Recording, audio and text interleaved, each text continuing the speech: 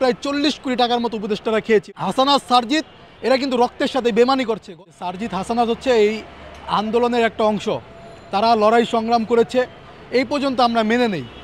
কিন্তু এখন আপনি দেখেন ভিতরের খবর জানতে গেলে উপদেষ্টাদের যারা আছে আসিফ নাহিদের বাবা মিরপুরে আপনার অফিস দিয়েছে, সেখানে অনেক লেনদেন হচ্ছে, আসিফ অনেক টাকা কামাচ্ছে, এগুলো সত্যি কথা, এগুলো আপনি মানে গা ঢাকা দিতে পারবেন না।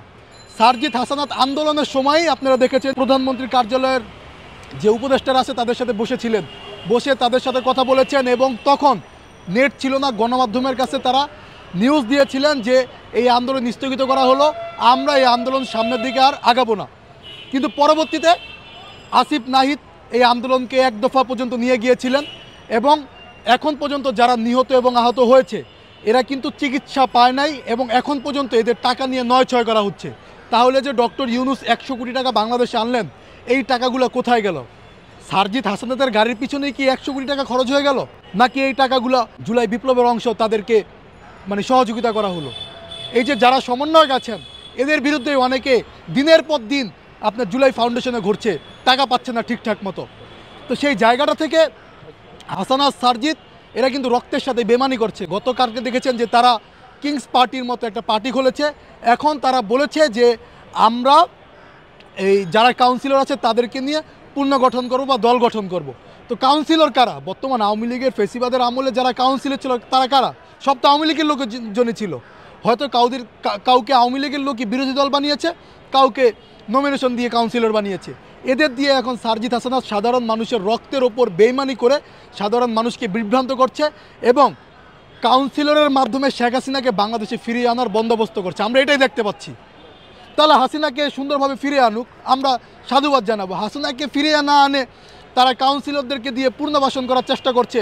এখন তারা আপনারা দেখবেন বিভিন্ন জায়গা থেকে টাকা এবং বিভিন্ন জায়গা থেকে আপনার যমুনা থেকে প্রায় 40 কোটি টাকার মতো উপদেষ্টারা খেয়েছে, এরকম একটা তথ্য পেয়েছি।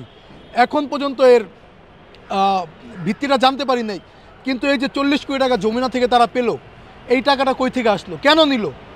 এবং আপনারা দেখবেন যে দেশে আসিফ বলেছে, আসিফের সাথে আমার ব্যক্তিগতভাবে খুব ভালো সম্পর্ক, তারপরও আসিফের বিরুদ্ধে এই কারণে বলছি যে যেন তিনি শুধরে নেন।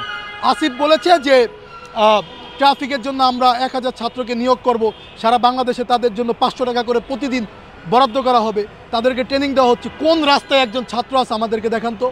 ফেসবুকে পোস্ট করছে যে দেশের ব্যবসা বাণিজ্যের অবস্থা ভালো, আমাকে একটু দেখান যে কোন দোকানে ব্যবসা বাণিজ্য হচ্ছে, বহির্বিশ্বের সাথে কী সম্পর্ক আপনারা করেছেন। ফেসবুকে যে আপনারা ক্রিয়া নিয়ে বারবার লেখালেখি করতেছেন, ক্রিয়া মন্ত্রণালয়, এই মন্ত্রণালয়, দেশের মানুষ তো না খেয়ে মরতেছে ভাই। এই যে 4 মাস হয়ে গেল, 4 মাসে আপনারা দেখেন গুপ্ত হত্যা হচ্ছে, যারাই ভারত এবং আওয়ামী লীগের বিরুদ্ধে কথা বলছে এদেরকে মেরে ফেলা হচ্ছে। প্রত্যেকটা প্রাইভেট ইউনিভার্সিটি থেকে সমন্বয়ক বা যারা এই আন্দোলনের সংগঠক ছিলেন তাদেরকে মেরে ফেলা হচ্ছে। আমি তো মনে করি এর সাথে সম্পৃক্তভাবে আসিফ নজরুল এবং আসিফ নাহিদের সবগুলো জড়িত। আসিফ নজরুলকে একা দোষারোপ করছেন আপনারা। আরে ভাই, আসিফ নজরুলকে একা কি আপনার একটা নীতি নির্ধারক নাকি? আসিফ নজরুলকে একা মানে কোনো একটা বিষয় নিয়ে আলোচনা করে নাকি? এর সাথে কি উপদেষ্টারা মিলে নাই? আসিফ নজরুল যদি রয়ের থেকে 1 টাকা খায়, আসিফ নাহিদ রয়ের থেকে 100 টাকা খায়। এরা রয়ের সাথে কাজ করছে, দেশের ভাবমূর্তি নষ্ট করছে। আগে তো আসিফ নজরুল ভারতের বিরুদ্ধে এত বড় বড় চাটাং কথা বলতো, এখন উপদেষ্টা বসেছে, এখন তাদের মুখ দেওয়ার কোনো কথা আমরা শুনি না। এই যে গুপ্ত হত্যা হচ্ছে, 2 দিন পরে দেখবো আমি মারা গেছি, আমার আরেকজন ভাই মারা গেছে। মানুষ এখন বাংলাদেশে নিরাপদ না। শেখ হাসিনার আমলে যেভাবে গুম করা হতো, এখন এই আমলে হচ্ছে গুপ্ত হত্যা হচ্ছে। এদের বিরুদ্ধে কোনো ব্যবস্থা নেওয়া হচ্ছে না কেন? আজকে 4-5 দিন হয়ে গেল, অনেকে আহত, অনেকে নিহত। মুন্সিগঞ্জের একজন সংগঠক তার হাতে শিরা কেটে দিয়েছে। তো এইভাবে মুন্সিগঞ্জের যে সংগঠনের হাতে শিরাটা কেটে দিল, তো বাংলাদেশে কি ক্যামেরা নাই? কোন জায়গায় এই হত্যাগুলো হচ্ছে সেখানে কয়টা মোবাইল অ্যাক্টিভ ছিল? বাংলাদেশে কি টেকনোলজি বোবা নাকি ভাই? এই টেকনোলজিগুলো ইউজ করেন আপনারা ভাই, টাকা কামাচ্ছেন, আপনাদের পরবর্তী ধান্দা আমার বোঝা হয়ে গেছে। দেশের মানুষের জন্য সৎভাবে কাজ করেন ভাই। দেশের মানুষের জন্য কাজ করতে গিয়ে আমরা আজকে লাঞ্ছিত হচ্ছি। ব্যবসা বাণিজ্য সব কিছু ফালায় রেখে জুলাই আন্দোলনে যোগ দিয়েছি, অনেক কিছু হারাইছি, অনেক ভাইকে, অনেক বন্ধুবান্ধবকে আমরা হারাইছি। এর বিনিময়ে প্রকৃত যারা যোদ্ধা, যারা জুলাই আন্দোলনে নিহত হয়েছে, এদের পরিবার কিচ্ছু পায় নাই। এবং যারা আপনার আহত হয়েছে এবং যারা এই জুলাই বিপ্লবে অংশগ্রহণ করেছে এদের দেখেন ভিক্ষা করে খাওয়া লাগতেছে।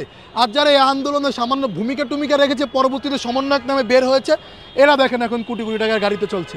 তো আমার ভাইদের এই রক্তের বিনিময়ে যদি আবার ফেসিবাদকে, আওয়ামী লীগকে পুনর্বাসন করার চেষ্টা করেন, তাহলে দ্বিতীয় বিপ্লবের জন্য আমরা প্রস্তুত আছি। অনেক সমন্বয়করা আমাদের সাথে আপনার পরামর্শ করেছে, তারা বলেছে ভাই আমরা দ্বিতীয় বিপ্লবের ডাক দিব। তো দ্বিতীয় বিপ্লব যেন না করতে হয়, আপনারা সুসংগঠিত করেন।